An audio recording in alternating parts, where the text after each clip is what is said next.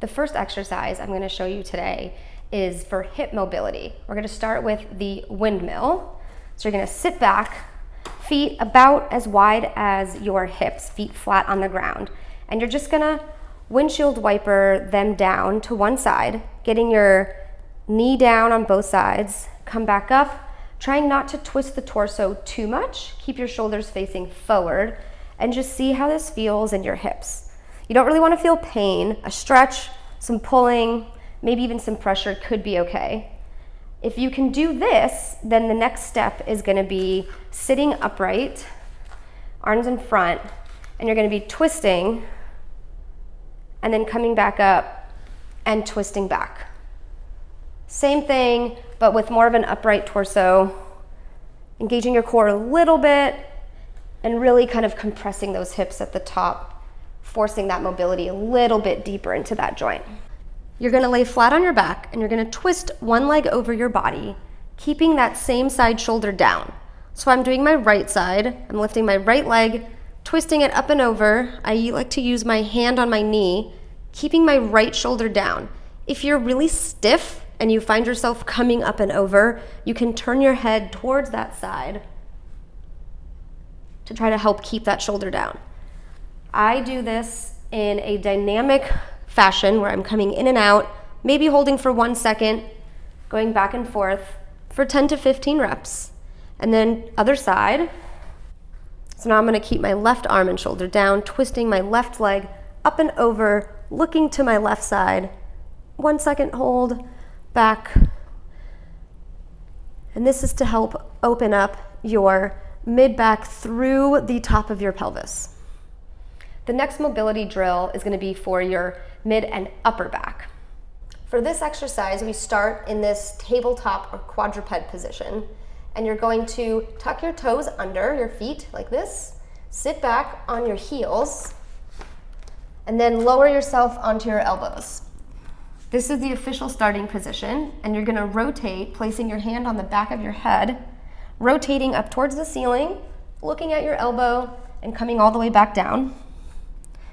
Going back and forth, holding for 1 second at the top. Don't forget to breathe. And then other side, hand behind the head, twist up to the ceiling, and down. Again, I like to do this in sets of 10 reps. This particular position is going to lock out your lower back, so you're less likely to rotate through there and get your rotation through the upper part of your back. You can also do a variation where you twist your arm up to the ceiling and rotate all the way through. Get a little stretch in the upper back at the bottom. Again, in sets of 10, other side would be up to the ceiling and twisting all the way through, stretching that upper back and back of the shoulder here.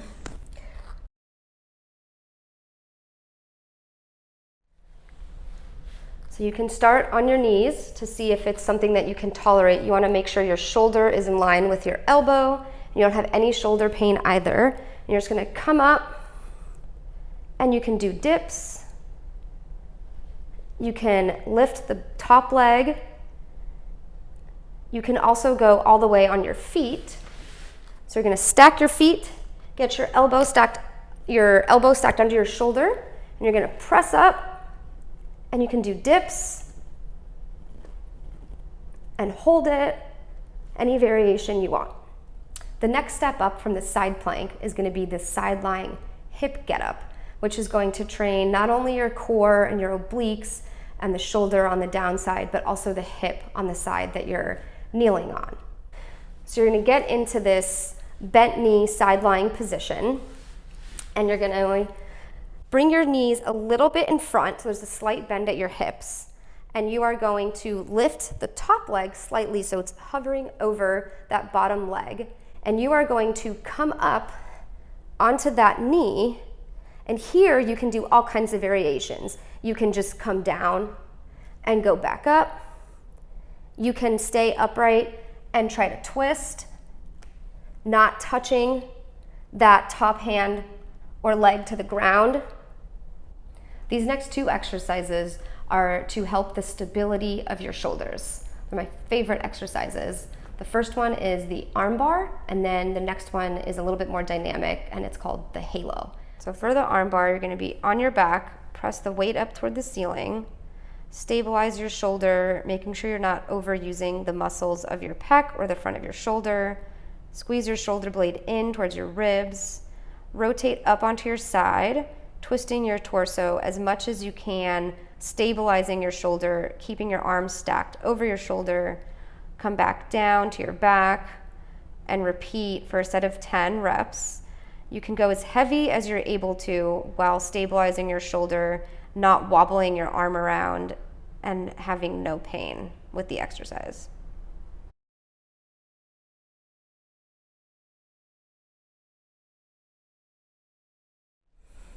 For the shoulder halo exercise, I like to do it kneeling. It makes it a little bit more challenging for the core. So I have a kettlebell, and I'm going to hold it upside down by the handles so that the bell is facing upwards. And I'm going to rotate this around my head, trying to maintain stability in my core. I'm not moving my trunk, trying to keep that nice and stable and strong as I move my arms around my head, trying to not break at the wrists. Keep those nice and neutral and strong. And just do an even number on each side. Again, this exercise, just like the arm bar, you can do as heavy as you can perform without pain and risk of injuring yourself. So I've rigged up my TheraBand here in a position where I can mimic my kayaking position. So I'm practicing doing the pulling movement and training my upper back muscles to do that movement correctly, but I'm also reinforcing that position we are in our boats. So I have this band attached. I double wrapped it so that I have a little bit less, not too much slack in this band. And I'm going to put my feet up against the bar, and I'm going to bring my hands about as wide as my torso, and then I'm just going to keep my core strong, and I'm going to pull through the muscles between my shoulder blades in my upper back. And I'm just gonna be pulling towards my chest, squeezing the muscles in between the shoulder blades, coming back in, squeezing, and you can make this as hard as you want by making that TheraBand have as much resistance as you need it to have.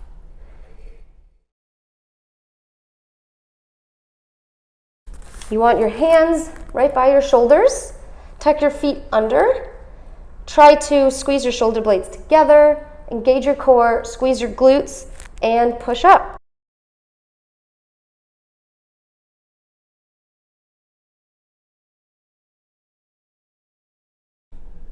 For the overhead press, I'm going to rack a kettlebell on the back of my forearm, keeping my wrist in neutral, stacking my elbow in front. I'm going to push the weight up over my head, keeping my elbow forward, squeezing the back of my shoulder blade, coming down, and doing your set forward like this. This last exercise can be helpful if you've developed some lower back pain after kayaking, because we're sitting in such a rounded position. For our lower backs, we're going to be doing the opposite movement here, extending or arching the lower back. You can start to test and see if your body will tolerate this exercise by just laying in this propped up position with your elbow stacked under your shoulders, and just see how your low back feels.